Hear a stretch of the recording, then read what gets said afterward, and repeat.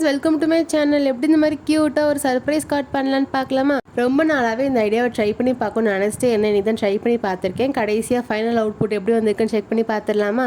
ஒரு A4 sheet size paper எடுத்துக்கோங்க. எடுத்துட்டு நீங்கள் உங்களுக்கு பிடிச்ச மாதிரி டிசைன் கூட கொடுத்துக்கலாம். நான் இந்த மாதிரி தான் டிசைன் கொடுத்துருந்தேன்.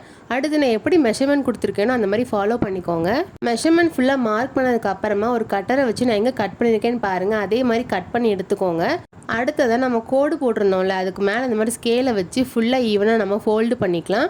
அடுத்ததாக உங்ககிட்ட குட்டியாக டிஷ்யூ பேப்பர் இருந்தாலே போதும். நான் எப்படி ஒட்டிருக்கேன்னு பாருங்கள். இந்த மாதிரி ஒட்டிக்கோங்க. ஃப்ரண்ட் சைடு திருப்பி பாருங்கள், இந்த மாதிரி ஒன்று போல் ஒட்டியிருக்கான்னு. அதுக்கப்புறமா ஒரு டபுள் சைட் டேப் இந்த மாதிரி 4 பக்கமும் வர மாதிரி ஃபுல்லாக ஒட்டிக்கோங்க.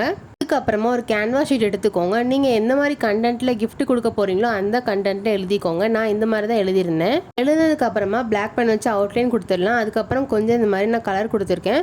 கலர் கொடுத்ததுக்கு அப்புறமா அந்த கேன்வாஸ் ஷீட் அப்படியே திருப்பிட்டு ஃபுல்லாக கம் அப்ளை பண்ணி இந்த மாதிரி ஒட்டிக்கோங்க. நான் எழுதியிருக்கிற கண்டென்ட்டில் நான் ரிங் ஒட்டியிருக்கேன். இந்த ஐடியா உங்களுக்கு பிடிச்சிருந்துச்சுன்னா நீங்களும் ட்ரை பண்ணி பார்க்கலாம். இந்த மாதிரி ஃபுல்லாக கம்ப்ளீட் பண்ணதுக்கு அப்புறமா ஃப்ரண்ட்டில் இந்த மாதிரி திருப்பி பாருங்கள், நம்ம சென்டரில் தான் ஒட்டியிருக்கோமான்னு. இதுக்கப்புறமா மேலே நான் எங்கே கம் அப்ளை பண்ணுறேன்னு பாருங்கள். இந்த மாதிரி கம் அப்ளை பண்ணிவிட்டு இந்த மாதிரி ஒட்டிடலாம். ஒட்டினதுக்கு அப்புறமா உங்களுக்கு இந்த மாதிரி பாக்ஸ் மாதிரி வந்திருக்கும். அதுக்கப்புறம் மேலே இந்த மாதிரி க்ளோஸ் பண்ணிவிட்டு சென்டரில் இந்த மாதிரி குட்டியாக ஹார்ட்டின் மாதிரி ஒட்டியிருக்கேன். இப்போ பாருங்கள், நம்ம பாதி கம்ப்ளீட் பண்ணிட்டோம். இப்போ ஃபைனல் டச் மட்டும் கொடுத்துடலாமா? ஒரு மேட்ச் பாக்ஸ் எடுத்துக்கோங்க. எடுத்துகிட்டு சைடில் மட்டும் இந்த மாதிரி கட் பண்ணிவிட்டு பேக் சைட் கம் அப்ளை பண்ணிட்டு இந்த மாதிரி சென்டரில் ஒட்டிக்கலாம். அதுக்கப்புறம் குட்டியாக ஒரு செல்லோ டேப்பில் தீக்குச்சி ஒட்டியிருக்கேன். அதுக்கப்புறம் குட்டியாக கேன்வாஸ் ஷீட்டில் இந்த மாதிரி எழுதி ஒட்டிக்கோங்க. இப்போ நம்ம ஃபைனல் டச்லேருந்து எல்லாமே கம்ப்ளீட் பண்ணிட்டோம். இப்போ இது எப்படி ஒர்க் ஆகுதுன்னு செக் பண்ணி பார்த்துடலாமா?